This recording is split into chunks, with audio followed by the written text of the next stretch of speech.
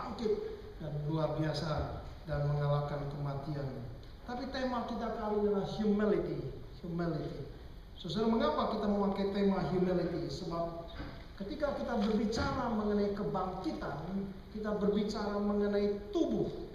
Ketika berbicara mengenai kebangkitan, bicara mengenai tubuh.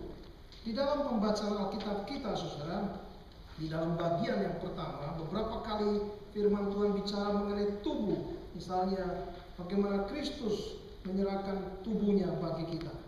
Dan bagaimana kita hidup, tidak lagi hidup tetapi dengan diri sendiri, tapi dengan Kristus di dalam kita. Ketika kita berbicara kebangkitan, kita bicara mengenai tubuh. Ini hal yang penting. Itu sebabnya saudara kita melihat di dalam rangkaian dengan peristiwa kebangkitan. Kita mulai dengan peristiwa kubur yang kosong. Di dalam keempat Injil, baik Matius, Markus, Lukas, dan Yohanes, mereka berbicara dengan satu fakta mengenai kebangkitan, yaitu mengenai kubur yang kosong.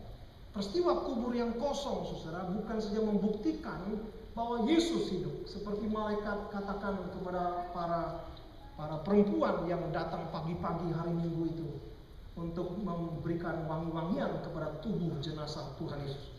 Para malaikat itu berkata, mengapa engkau mencari yang hidup di antara yang mati? Kubur yang kosong membuktikan dia hidup. Dia tidak ada di antara orang yang mati, dia hidup. Tetapi saudara, kubur yang kosong sekaligus membuktikan satu hal yang penting, yaitu tubuh Yesus tidak lagi ada di situ. Kubur yang kosong bukan saja membuktikan dia bangkit, dia hidup, tetapi sekaligus membuktikan tubuhnya hidup. Tidak lagi ada di sana tubuhnya. Tubuhnya tidak lagi di sana.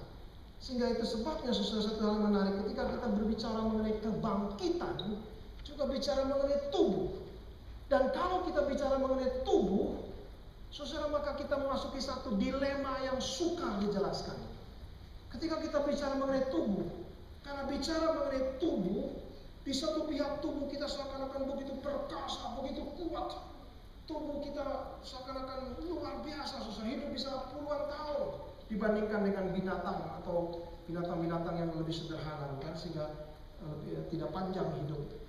Tubuh kadang-kadang kita gambarkan begitu kuat, begitu perkasa, tapi pada saat yang sama tubuh itu juga begitu lemah. Saudara, kena bakteri saja, kena virus saja langsung ambruk, kita harus istirahat beberapa hari. Kena flu saja kita harus beberapa minggu lamanya harus beristirahat. Sangat lemah.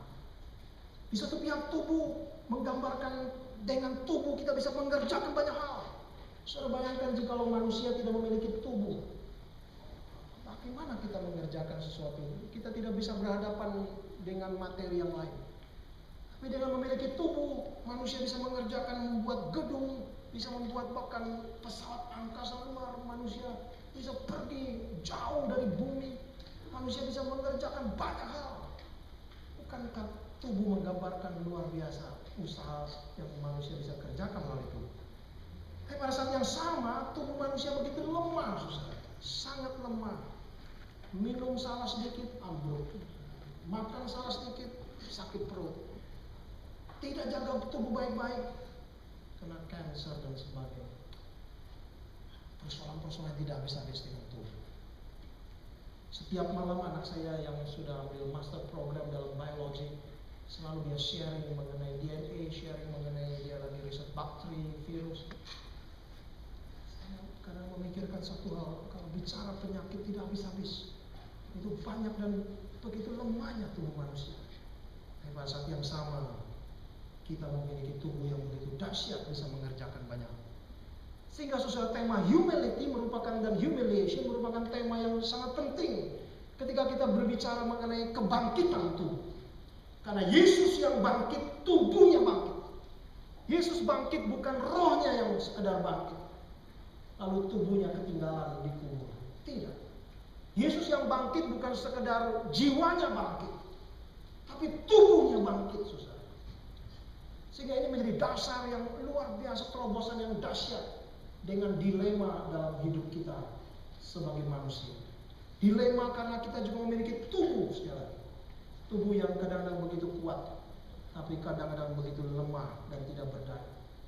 Kadang-kadang dengan tubuh manusia bisa mengerjakan apa yang dia inginkan.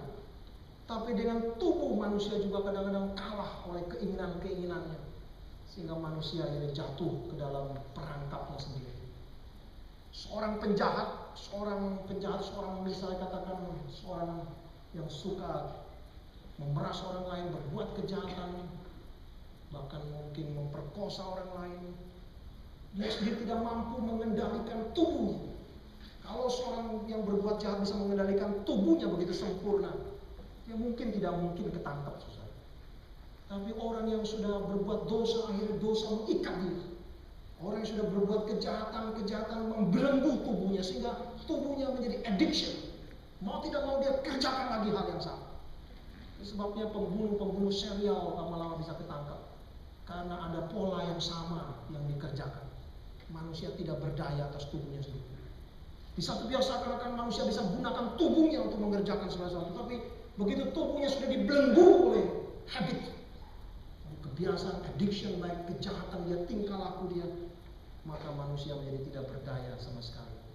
Itulah dilema kehidupan kita.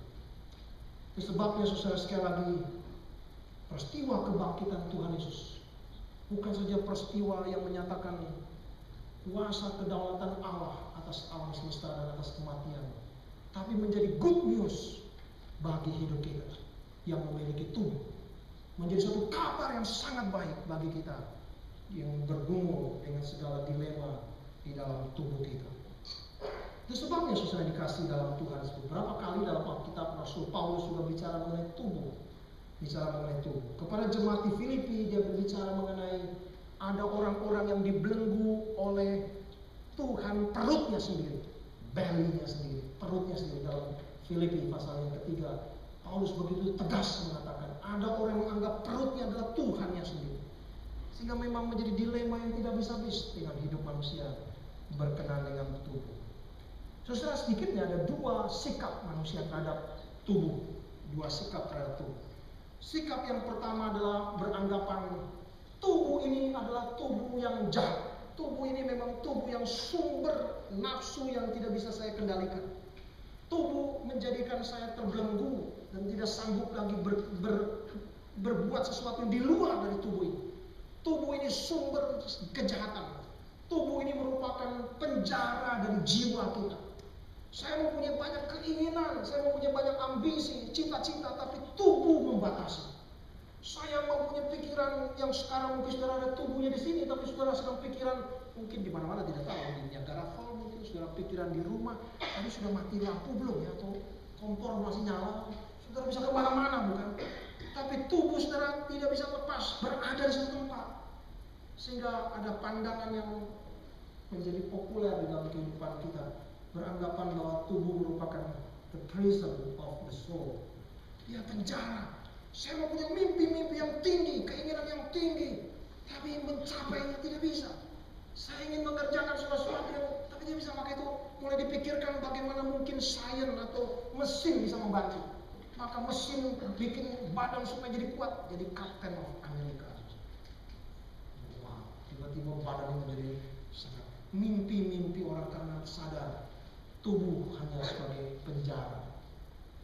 Maka saudara, di dalam sepanjang sejarah pemikiran baik di barat maupun juga di timur, karena tubuh merupakan penjara, tubuh adalah sesuatu yang jahat, tubuh adalah sesuatu yang penuh dengan segala ikatan-ikatan addiction yang membelenggu hidup kita. Maka mereka kemudian berpendapat, kalau begitu tubuh harus dijinakkan, tubuh harus didisiplin, tubuh harus dikuasai, tubuh harus bisa ditaklukkan. Sebabnya di dalam sejarah kita melihat ada pandangan mengenai tubuh dikaitkan dengan asketisme. Tubuh sesuatu yang jahat, dia harus diikat, dia harus didisiplin.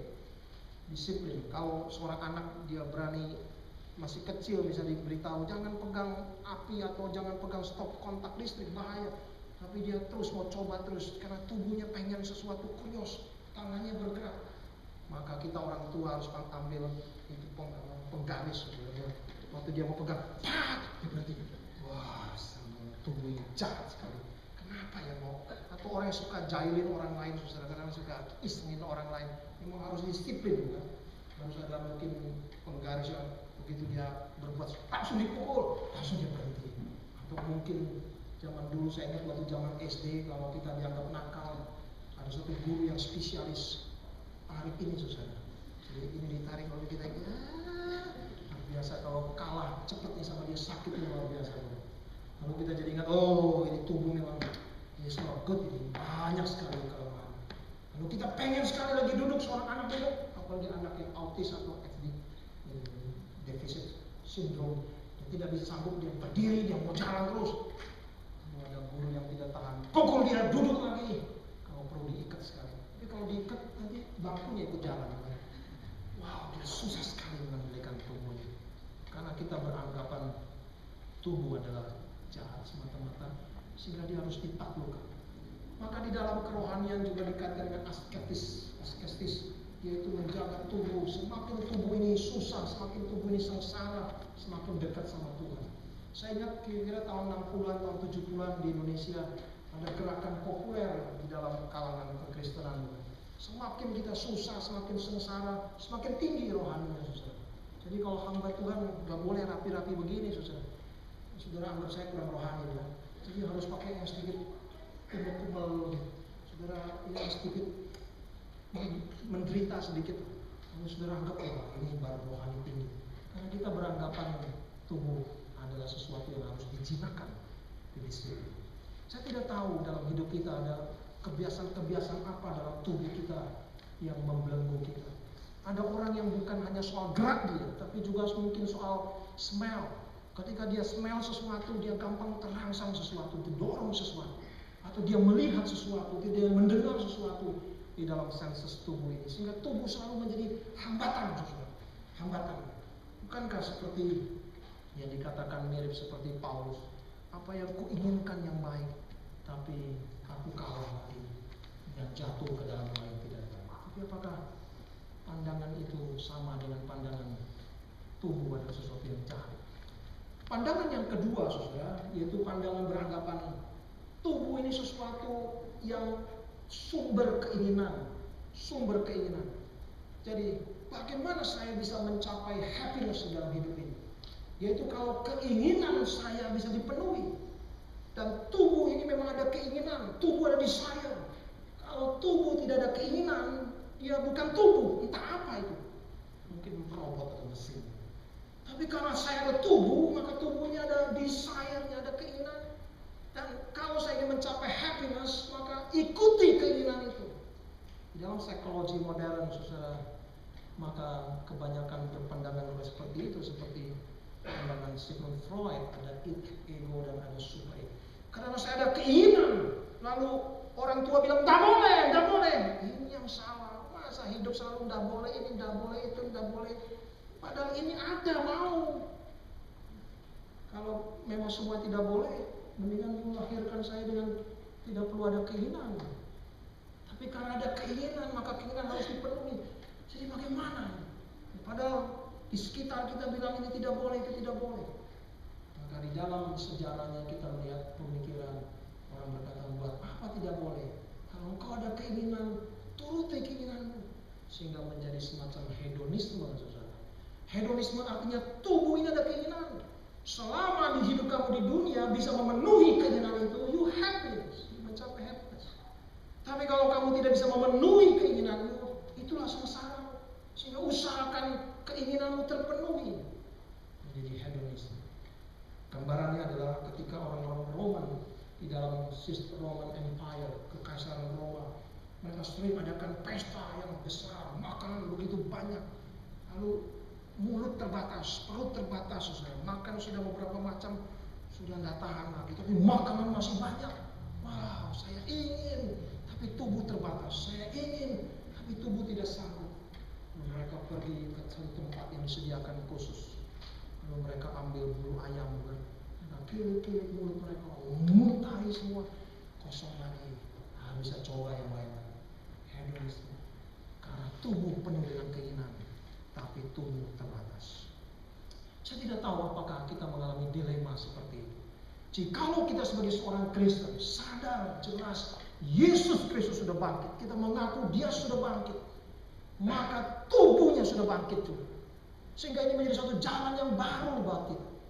Kita tidak perlu terjebak ke dalam dua pemikiran yang besar itu, bahwa menganggapkan tubuh ini adalah hanya sekedar penjara jiwa yang harus dihancurkan, harus ditaklukkan, harus dijinakan, harus didisiplin, harus dengan keras, bahwa baru dia bisa menjadi benar. Atau kita terjebak ke dalam kesadaran tidak, tubuh ini ada keinginan yang harus dipenuhi. Jikalau keinginan itu tidak dipenuhi, menjadi keinginan yang terpendam, nanti suatu hari dia akan meledak.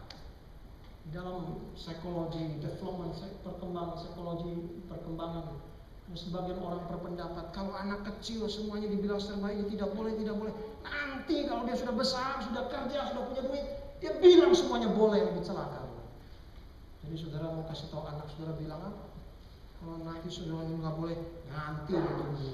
Kalau saya sudah besar, saya sudah punya uang sendiri, everything menjadi penuh. Semoga suatu bisa diizinkan. Menjadi dilema, saudara. Apakah kita perlu jatuh ke dalam dua pandangan yang ekstrim seperti ini? Itu sebabnya kita perlu mendengar apa yang dikatakan oleh Rasul Paulus dalam Filipi 3 ayat 21. Di dalam Filipi 3:21 Rasul Paulus mengatakan satu kalimat yang luar biasa dahsyat, saudara. Satu kalimat yang luar biasa sebagai akibat dari iman kita bahwa Yesus sudah bangkit.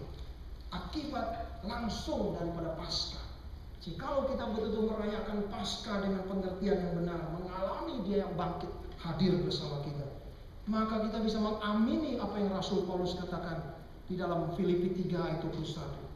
Kristus akan mengubah tubuh kita yang hina ini sehingga serupa dengan tubuhnya yang mulia, menurut kuasanya yang dapat menaklukkan segala sesuatu kepada diri. Kristus akan mengubah tubuh kita. Jalan kita adalah jalan transformation. Jalan transformation. Ada kata metamorphosis. Jalan transformation. Jalan kita bukan sekedar jalan menghina tubuh yang Tuhan berikan. Menghina tubuh, menghumiliate tubuh. Tidak, itu bukan panggilan kita. Kadang-kadang kita tidak menghina humiliate tubuh kita, tapi kita menghina tubuh orang lain. Di dalam peperangan kita melihat manusia menghina tubuh manusia lain. Di dalam peperangan misal seorang manusia pegang senjata, lalu dibawanya seorang manusia yang lain, dia ancam dengan senjata. Lalu manusia yang diancam itu minta ampun, minta. Saudara jangan tertawa meskipun engkau pegang senjata. Sebetulnya engkau sedang menghumiliate sesama manusia. Pada saat yang sama engkau menghumiliate dirimu, karena sama-sama manusia yang diciptakan oleh Tuhan, sama-sama memiliki tubuh. Hanya bedanya, hanya engkau pegang senjata, dia tidak pegang senjata. Coba kasih dia senjata, sama-sama berdiri, sama-sama akan menghumiliate satu dengan yang lain.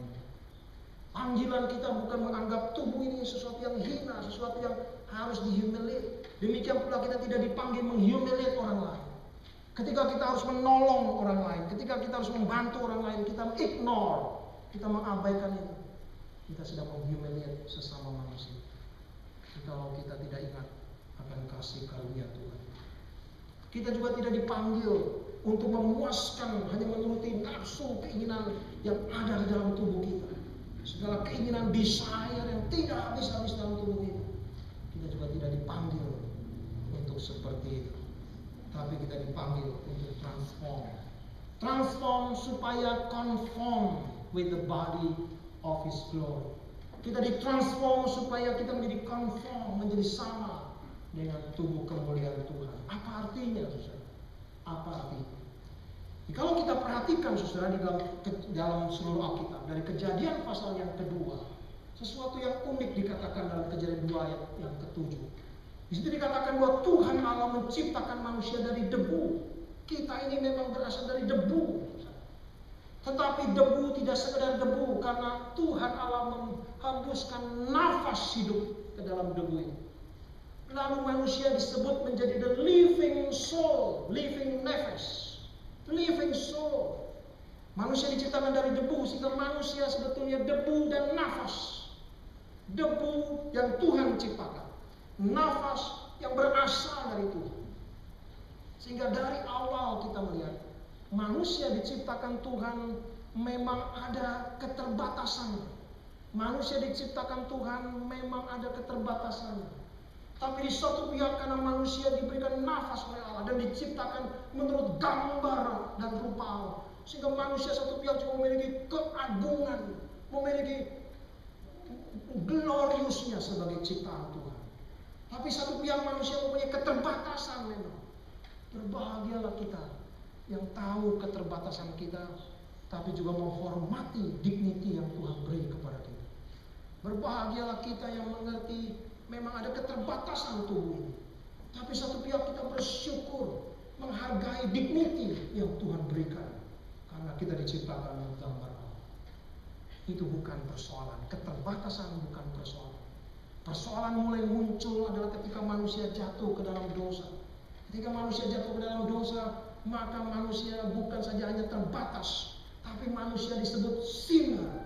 Manusia bukan hanya limit, tapi juga berdosa. Ini persoalan. Terbatas bukan persoalan, tapi ditambah berdosa, itu persoalan.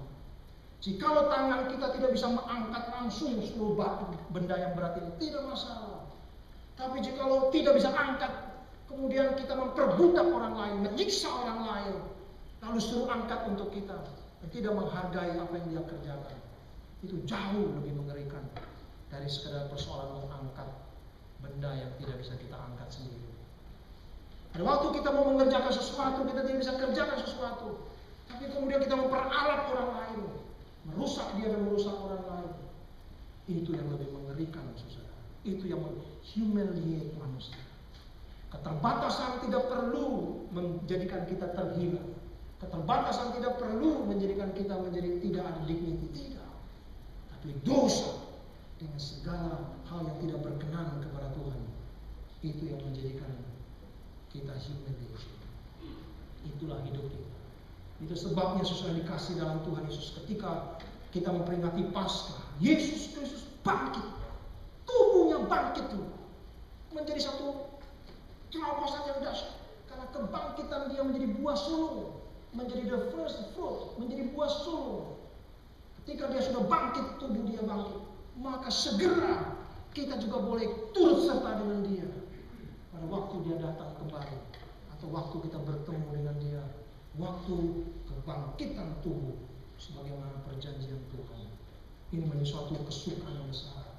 Pada waktu kita melihat peristiwa Paskah, kita diingatkan sekali lagi, tubuh tidak perlu kita hina. Tubuh juga jangan tidak perlu kemudian kita menjadi tuan atas diri kita, seakan-akan tubuh segala-galanya. Tidak. Tubuh yang segala-galanya adalah contohnya adalah orang yang hipokondria, yaitu orang yang suatu hari seorang anak dia keluar dari tempat tidurnya pagi-pagi, dia nangis. Lalu papa mamanya tanya, ada apa, kamu tahu? Dia nangis, dia tunjuk, ternyata cuma digigit nyamuk, saudara. Kalau saudara sudah besar, sudah jadi suami istri, lalu seperti itu kan menakutkan. Saudara bangun tidur ngamuk, kenapa?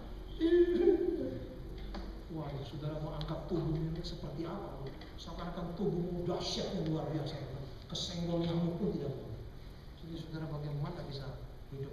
Tidak seperti itu. Siapa yang bisa memuaskan saudara jikalau kita memiliki kepekaan yang seperti itu? Tidak ada. Tidak, itu bukan panggilan kita. Panggilan kita adalah transform. Tubuh kita akan ditransform. Ini suatu berita yang luar biasa. Dan waktu saya membaca kembali 1 Korintus 15, Bapak Ibu Saudara sekalian, satu hal yang menarik, orang-orang di jemaat di Korintus tidak pernah menyaksikan mengenai kebangkitan Kristus. Orang-orang di Korintus tidak pernah meragukan. Yang mereka ragu-ragukan adalah, oke, kalau Yesus bangkit dan kita juga akan bangkit, itu persoalan mereka. Mereka tanyakan kepada Paulus, dengan tubuh apa nanti saya bangkit? Wow, itu yang menjadi persoalan 1 Korintus 15. Mereka percaya Yesus sudah bangkit, begitu banyak bukti-buktinya, begitu banyak fakta-fakta yang sejarah sudah dinyatakan, dan fakta iman kita sudah menyatakan itu. Tapi waktu Rasul Paulus mengatakan tubuh Kristus yang bangkit jadi buah sulung dan kita akan mengalami transformation, mereka mulai bingung. Bagaimana bisa ditransform? Tubuh ini ditransform bagaimana? Bukankah tubuh kita lama-lama akan menjadi lemah, lama akan jadi lemah? Tubuh dari birth, lahir, kemudian kuat, kemudian turun, lalu mati. Maka di dalam abad pertengahan, saudara, para filsuf dan teologian, mungkin pekerjaannya tidak sesibuk kita yang main iPod, komputer tiap hari, bukan? Sehingga para filsuf dan pemikir abad pertengahan bisa mikir hal-hal yang kita tidak pikir. Salah satu dari mereka pikir, kalau saya nanti di surga, pakai tubuh yang mana ya kira-kira? Tubuh yang mana? Saudara mau pakai tubuh yang mana? Umur 1 bulan? Umur setahun? Atau umur 60? Atau 70 waktu sudah meninggal? Wah, kurang bagus ya, kalau 70 fotonya udah kurang bagus.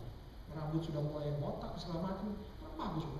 Lalu mereka pikir, mungkin umur 30-an katanya. Karena tubuh yang paling bagus umur 30-an. Jadi kita dapat lagi umur 30 semua. Nah, itu pemikiran orang abad pertengahan. Sehingga menjadi satu pertanyaan, tubuh yang macam apa dimaksud? Bukankah pengalaman saya dari lahir kuat, mulai 30, 40 turun lagi, 50 mulai turun lagi. Tubuh kita menjadi lemah. Lama-lama bertemu dengan corruption, bertama-lama bertemu dengan kehancuran. Seakan-akan tidak ada jalan keluar. Sehingga kita melihat saudara dikasih dalam Tuhan, peristiwa kebangkitan Kristus menjadi breakthrough bagi kita. Bahwa ada tubuh kebangkitan seperti tubuh Tuhan Yesus. Tubuh yang bisa bersama-sama dengan para muridnya. Tubuh yang hadir, bahkan dia makan bersama dengan para murid. Tapi bukan lagi tubuh di satu pihak seperti kita yang masih ada kelemahan, yang masih kena sakit penyakit, yang masih ada diikat oleh segala ikatan dosa. Tidak lagi ditransform, tapi satu pihak masih bersifat tubuh. Wow, Paulus mengatakan ini merupakan misteri yang agung.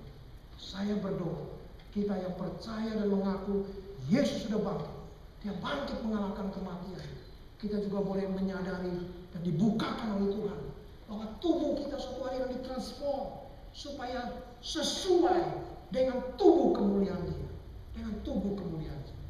Saudara, dalam khotbah kali ini saya tidak akan menguraikan panjang lebar mengenai tubuh. Saudara bisa baca di 1 Korintus 15. Paulus mengatakan bagaimana seperti benih yang ditanam adalah benih.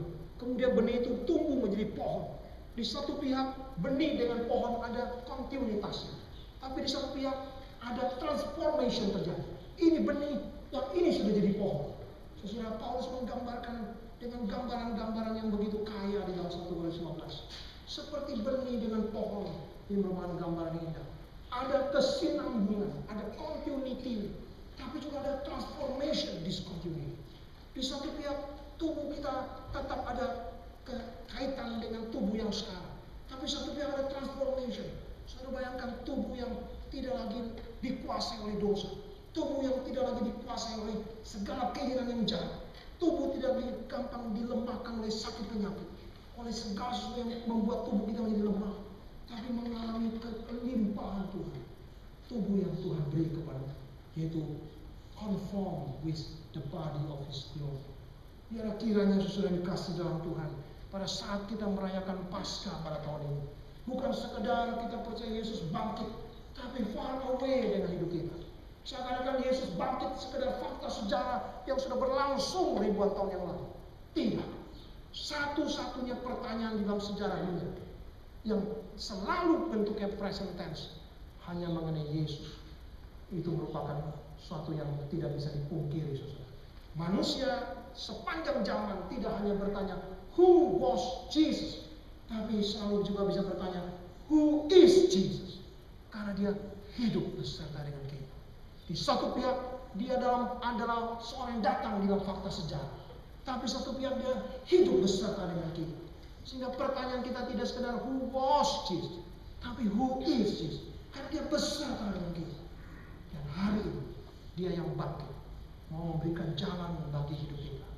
Jikalau hari ini tubuh kita menjadi penjara bagi kita, mari serahkan tubuhmu kepada Tuhan untuk mengalami transformation yang bukan saja terjadi nanti waktu kita sudah mati dan bangun, tapi mulai sekarang, mulai saat sekarang.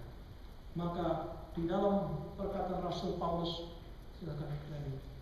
Di dalam perkataan Rasul Paulus dua hal yang penting. Randy, di dalam perkataan Paulus dua hal yang penting. Satu lagi. Sebelum itu. Yang pertama adalah Rasul Paulus mengatakan dalam Roma 12 ayat yang pertama, persembahkanlah tubuhmu menjadi persembahan yang hidup, living sacrifice. Mulai sekarang, living sacrifice. Now, bukan hanya tunggu nanti kalau memang betul-betul kita sudah mati dan dibangkitkan, tapi sekarang mulai. Yaitu ketika Roh Kudus memenuhi kita, memimpin kita.